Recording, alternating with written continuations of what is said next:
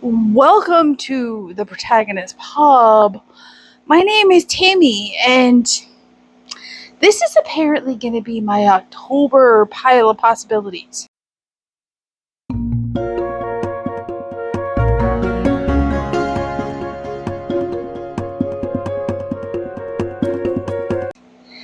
I will just be upfront. I have no idea, other than a couple of books, which are confirmed reads, what I'm actually going to read this month. I have delayed this video for days because I don't know what's on the list. I grabbed a bunch of books from the shelf. We'll see what gets read. And your guess is as good as mine. I'm just going to be honest here. So, let's do the Catholic fiction book first. I started this earlier this year. Had a good old reading plan for this to get it done by the end of the year. And, well, like all of my reading plans this year, that didn't come to fruition. That is the complete stories of Flannery O'Connor. This is her collection of short stories. I am on page 63 of 550. Yeah. So, more than a few. But since they're short stories, if I peel off one a day, I can easily get this read by the end of the month. I just need to have that self-discipline. And none of them are really long. I think the longest story in here is maybe 12 pages. So I just need to suck it up and finish this. I will tell you I've enjoyed what I've read so far. If you're easily offended, you just need to skip Flannery O'Connor in her entirety because you will be offended. If you're not easily offended, I highly suggest diving right in. Okay, and I have read a couple of pages of this. Hail Mary by Andy Weir. This is science fiction. The movie trailer for this is fantastic. I know I've talked about this before, so I'm not going to talk about it in detail this time around, but yeah, I really, really want to read this one. I have started this one too. This is No Paw to Stand On by Laurie Cass.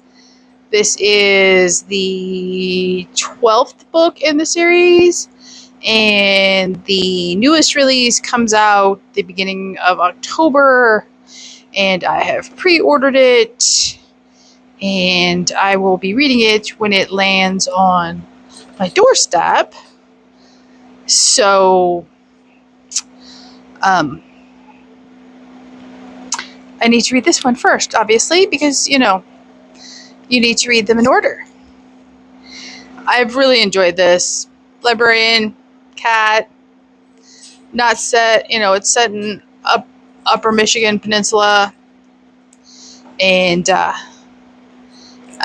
highly recommend this cozy mystery series about books and libraries and small towns, and there's a little bit of romance, but it is a little bit of romance, and it is mostly off the page, and it develops over the whole series. So this was a pickup from Better Worlds for my birthday, and I do not regret it in the slightest. I'm peeling off the sticker. So, okay, those are 2 Laurie Cass books, and that will put me current with the series, which was one of my goals for 2025. So I will inadvertently finish that goal. Not sad about it. Okay, also a birthday pickup from Better World Books was Death Where the Bad Rocks Live by C.M. Windleblow. This is a mystery series that takes place in the South Dakota and surrounding states. It is reservation police procedural. And this one appears to be dual timeline. I think the first one I read was dual timeline as well. I picked up this and one more book in this series from Better World for my birthday. They are hard to come by. And I have started this. I may finish this before October, but that is Starship Troopers by Robert Heinlein. It's not long. It's under 300 pages. Space opera. Haven't seen the movie. My husband loves this book. He doesn't read very much, but he did read this and loved it, so I'm reading it now. I'll let you know. I will tell you that the first, 6-7 pages I've read, I'm absolutely enjoying it. So that is always a good thing.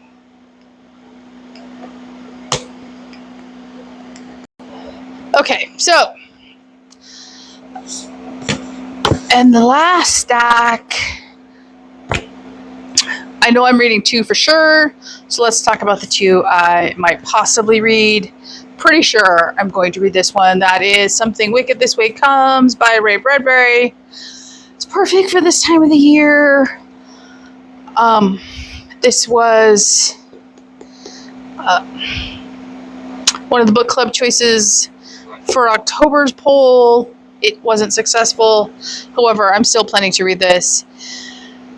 And it will be nice and atmospheric at the end of the month. I'm going to read it towards the end of the month, obviously.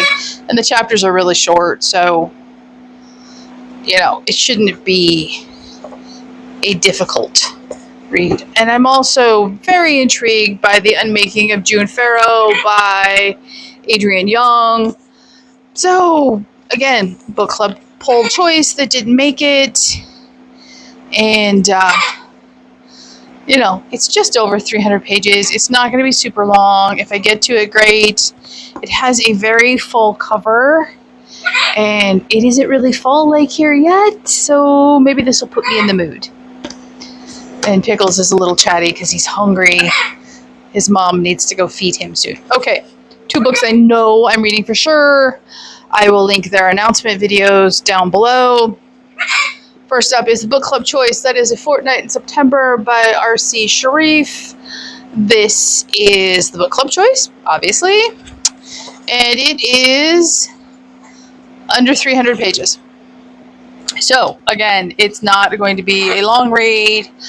I know Miriam absolutely loved this book when she read it, and it's just going to be a nice, cozy, domestic novel. And I absolutely love the cover. So, and starting on the 14th, we are reading The Marion Option, God's Solution to a Civilization in Crisis by Carrie Guess. Knock it off, please. And this is, I will link the video down below, part of the In Memoriam for Charlie Kirk. And again, this one I believe is under 200 pages. Yep, just over 200 pages, 204 without the appendix. So, again, another short read. This one will go into November.